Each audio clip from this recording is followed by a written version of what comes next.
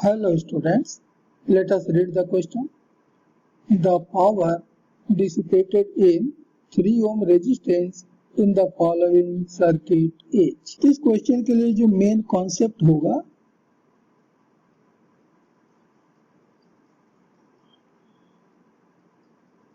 वह है कि पावर dissipated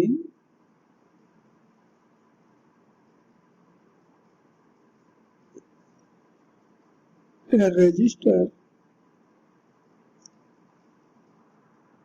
E, ये बराबर हम देते हैं I स्क्वायर R।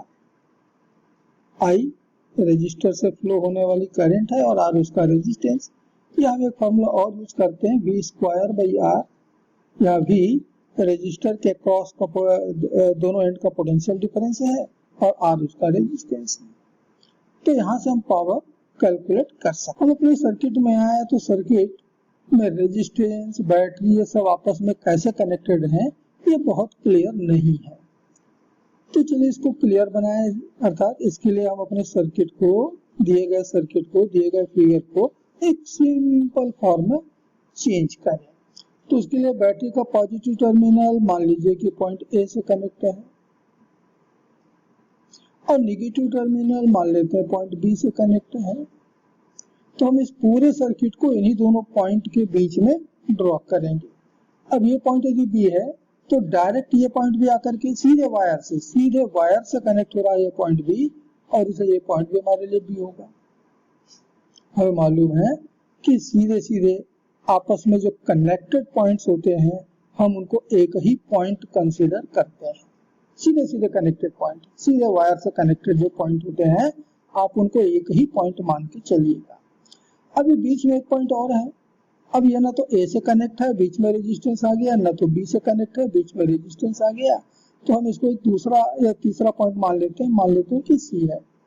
तो इस सर्किट में टोटल 3 जंक्शन हो गए, ए, बी और सी।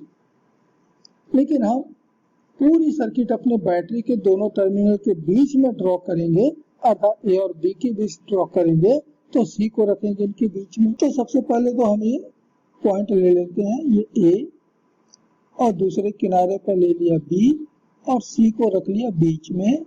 ए और बी के बीच में हम अपनी बैटरी कनेक्ट कर लेंगे। ये बैटरी कनेक्ट कर लिया। इस बैटरी का ईएमएफ 4.5 वोल्ट है और इंटरनल रेजिस्टेंस 1 ओम है, इसको याद रखेंगे।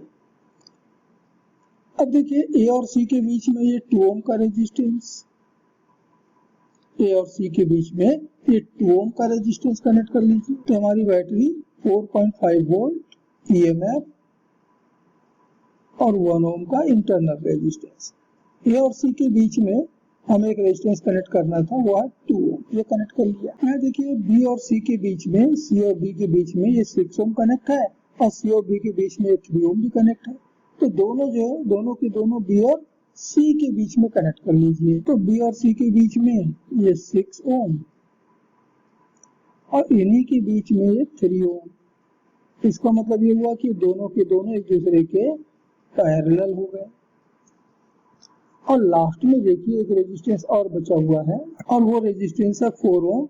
और देखिए कि इसका एक एंड ए से कनेक्ट है और दूसरा एंड बी से कनेक्ट है, मतलब इसकी पोजीशन सीधे ए और बी के बीच है। तो हम ए और बी के बीच में एक रेजिस्टेंस और कनेक्ट कर लेते हैं ऐसा, और ये रेजिस्टेंस हमारा हो गया 4 ओम।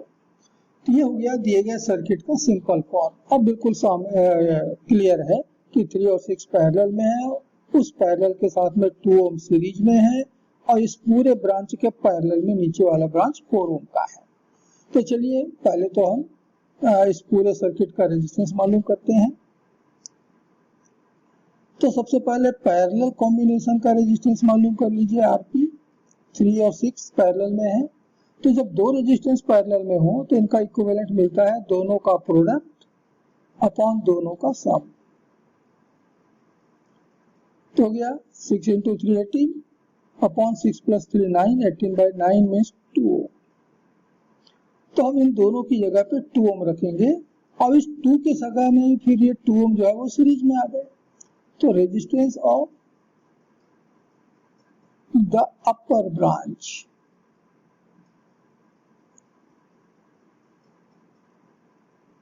हम इसको R1 कहें तो बराबर हो गया 2 ओम ये रेजिस्टेंस, और इन दोनों का कॉम्बिनेशन का रेजिस्टेंस हमने भी निकाला 2 ओम, तो +2 दैट इज 4 ओम। ये ऊपर वाला ब्रांच का रेजिस्टेंस 4 ओम और नीचे वाले ब्रांच का रेजिस्टेंस 4 ओम, ये दोनों के दोनों पैरेलल में है। और जब दो इक्वल या दो से ज्यादा जितने भी इक्वल रेजिस्टेंस पैरेलल में कनेक्ट हो तो इक्विवेलेंट हम कैलकुलेट करते हैं एक resistance upon number of resistances connected in parallel, that is 2 ओम। 2 ओम, तो पूरे सर्किट का रेजिस्टेंस आ गया 2 ओम के बराबर। तो इस बैटरी से फ्लो होने वाली करंट जरा कैलकुलेट करते हैं कि यहाँ से कितनी करंट आई यहाँ पर मिलेगा।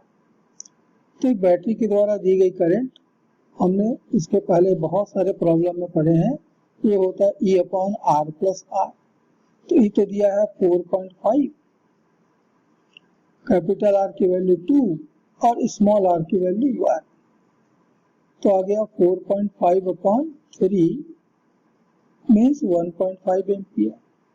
ये 1.5 एम्पियर आगे इन दो ब्रांचेस में डिवाइड होगा। अभी हमने देखा कि ऊपर वाले ब्रांच का रेजिस्टेंस 4 ओम, नीचे वाले ब्रांच का भी रेजिस्टेंस 4 ओम है। इसका मतलब कि जो I है वो दो पार्ट्स में डिवाइड हो जाएगा, इक्वल पार्ट्स में, I/2। अभी जो I/2 करंट है यहाँ आकर के फिर दो पार्ट्स में डिवाइड होगा। एक जाएगा 3 ओम की तरफ, मान लेते हैं कि वो I1 गया, और दूसरा जाएगा, इसको I3 कर लेता हूँ, I3, तो इस तरफ मान लेते हैं I4 आया।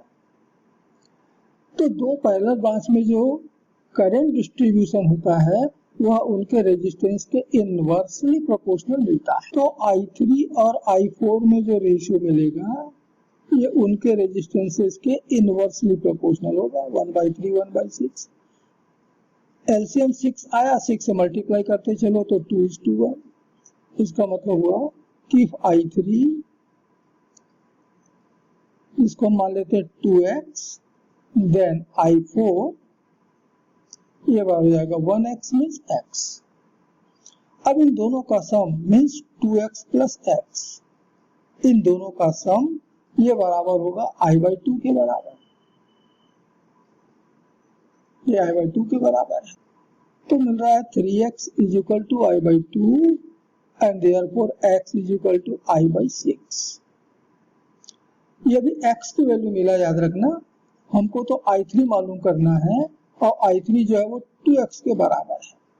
तो I3 ये 2x है, ये बराबर हो गया 2 into I/6 means I/3।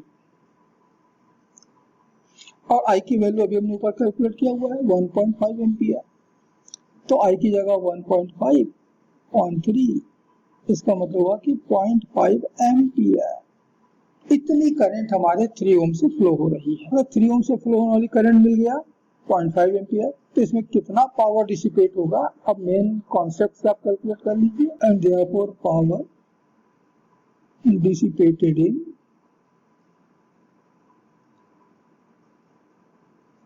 Three ohm, P बराबर होता है करंट का स्क्वायर जो कि यहाँ पर I3 है इनटू रेजिस्टेंस R। तो I3 मिला 0.5 का स्क्वायर और R तो हमको दिया हुआ है 3 ओम, तो 0.25 इंटू 3 इट मीन्स 0.75 वाट। और यही इस क्वेश्चन का आंसर होगा कि 3 ओम में 0.75 वाट जो है वो पावर डिसिपेट हो रहा है। और तब इस क्वेश्चन के लिए करेक्ट आंसर होगा ऑप्शन डी, 0.75 watt.